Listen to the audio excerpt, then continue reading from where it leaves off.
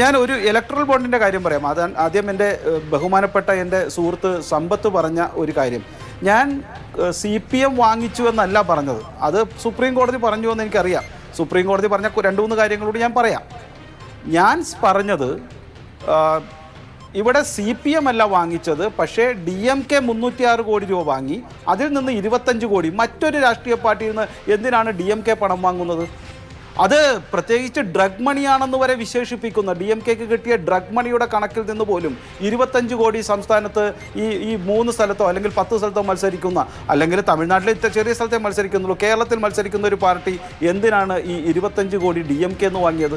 അപ്പോൾ സത്യം പറഞ്ഞു കഴിഞ്ഞാൽ ഇലക്ട്രൽ ബോണ്ട് അഭിലാഷ് വാങ്ങും, ഞാൻ വാങ്ങില്ല, പക്ഷേ ഞാൻ അഭിലാഷിൽ നിന്ന് കടം വാങ്ങും. ഇത് കുഴപ്പമില്ല എന്നാണ് സമ്പത്ത് വിശ്വസിക്കുന്നതെങ്കിൽ, അല്ലെങ്കിൽ ജനങ്ങളെ പഠിപ്പിക്കുന്നതെങ്കിൽ എനിക്ക് ഒരു എതിരഭിപ്രായമില്ല. അദ്ദേഹത്തിന്റെ ആഗ്രഹം നടപ്പിലാക്കട്ടെ. ചോദ്യങ്ങൾ ചോദിക്കാം. ഇവിടെ പ്രശ്നം അതല്ല. ഒരു എന്താ പറയാ, ലോട്ടറി കിങ് എന്നൊക്കെ അറിയപ്പെടുന്ന ഒരു ടൈൻഡഡ് ആയിട്ടുള്ള ഒരു ബിസിനസ്മാൻ ഏറ്റവും വലിയ ഇലക്ട്രൽ ബോണ്ടിന്റെ ദാതാവായി മാറുന്നു. മേഘ എന്ന കമ്പനി രണ്ടാമത്തെ ദാതാവായി മാറുന്നു. ഇപ്പൊ സർക്കാരുകളിൽ നിന്ന് എപ്പോഴൊക്കെ ആനുകൂല്യങ്ങൾ പറ്റണോ അപ്പോഴൊക്കെ സർക്കാരുകളിൽ നിന്ന് ആനുകൂല്യം പറ്റാൻ വേണ്ടി ഇത് കൈക്കൂലിയാക്കി മാറ്റുന്നു എന്നുള്ളതാണ് പ്രശ്നം.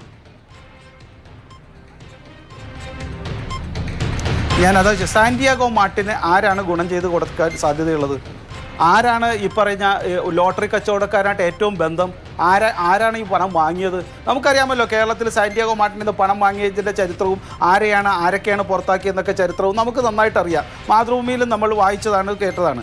അപ്പോൾ സാന്റിയാഗോ മാർട്ടിൻ്റെ കാര്യം അങ്ങനെയാണെങ്കിൽ എന്തുകൊണ്ടാണ് ഇത്തരത്തിൽ മേടിച്ചവരെല്ലാം പ്രതിപക്ഷ കക്ഷികൾക്കും കൊടുത്തിട്ടല്ലോ? അപ്പൊ അവരും അഴിമതി കാണിച്ചു. 14,000 കോടി മാച്ചിങ് കോഡ് കൊടുത്തിട്ടില്ല. സുപ്രീം കോടതി ആവർത്തിച്ച് ചോദിച്ചും മാച്ചിങ് കോഡ് കൊടുക്കുന്നില്ല സ്റ്റേറ്റ് ബാങ്ക് ഓഫ് ഇന്ത്യ. പ്രതിപക്ഷ കക്ഷികളാണ്. സാന്റിയാഗോ മാർട്ടിൽ നിന്ന് വേറെ പാർട്ടിക്കാരാണ് വാങ്ങിയതെങ്കിൽ എന്തുകൊണ്ടാണ് state bank of India unique identification number കൊടുക്കാത്തത്? നമുക്ക് മനസ്സിലാവുമല്ലോ. അപ്പൊ സ്റ്റേറ്റ് ബാങ്ക് ഓഫ് ഇന്ത്യ കള്ളക്കളി കളിക്കുന്നു. ആർക്ക് വേണ്ടി കളിക്കുന്നു? സുപ്രീം കോടതി ഇത്ര ഡിറ്റർമിനേഷനോട് കൂടി ഈ കാര്യം പിന്തുടർന്നിട്ടും എന്നൊക്കെയുള്ള വിഷയമാണ്. എനിക്ക് ഡിസ്കഷൻ വൈൻഡപ്പ് ചെയ്യേണ്ട സമയം. അതിനും പക്ഷേ സമ്പത്ത് ഇപ്പോൾ താങ്കളുടെ കുറിച്ച് പറഞ്ഞതുകൊണ്ടൊരു പ്രതികരണം പെട്ടെന്ന്. ഇവിടെ ശ്രീ ശിവശങ്കർ അടിസ്ഥാനരഹിതമായ ആരോപണങ്ങൾ ഉന്നയിച്ച് അദ്ദേഹം വസ്തുതകളിൽ നിന്ന് ഒളിച്ചോടാനുള്ള ഒരു ശ്രമമാണ് നടത്തുന്നത്. വസ്തുതകളിൽ നിന്ന് ദയവായി ഒളിച്ചോടാനായി ശ്രമിക്കരുത്. The facts do not cease to exist because they are ignored. ഇവിടെ കണ്ണുള്ളവരെല്ലാം കണ്ടോണമെന്നില്ല. അപ്പോൾ ഇതിപ്പോൾ എന്താണെന്ന് പറഞ്ഞാൽ എല്ലാവരും ഈ കണ്ണടച്ച് ഇങ്ങനെ താൻ കണ്ണടച്ച് വെച്ചിട്ടുള്ളത് കൊണ്ട് മറ്റുള്ളവരും കണ്ണടച്ച് വെച്ചോണമെന്നും പൂച്ച കണ്ണടച്ച് പാൽ കുടിക്കുന്നത് പോലെ അങ്ങനെ BJP കരുതരുത്. ഞാൻ ഒറ്റ മിനിറ്റ് കൊണ്ട് നിർത്തുകയാണ്, നമ്മൾ വൈൻഡപ്പ് ചെയ്യുന്നതിന് മുമ്പായതുകൊണ്ട്.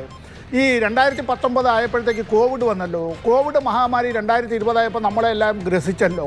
ലോകത്തിലെ ഒരു രാഷ്ട്രത്തിൽ മാത്രമാണ് കോവിഡിന്റെ വാക്സിനേഷൻ എടുത്ത ആളുകൾക്ക് ആ ആളുകളുടെ ഫോട്ടോ അതിൽ നൽകാതെ ആ രാജ്യത്തെ പ്രധാനമന്ത്രിയുടെ പടം അച്ചടിച്ച് അങ്ങനെ 100 കോടിയിലധികം ആളുകൾക്ക് 2 തവണ വാക്സിനേഷൻ നടത്തിയവർക്ക് കൊടുത്തത്.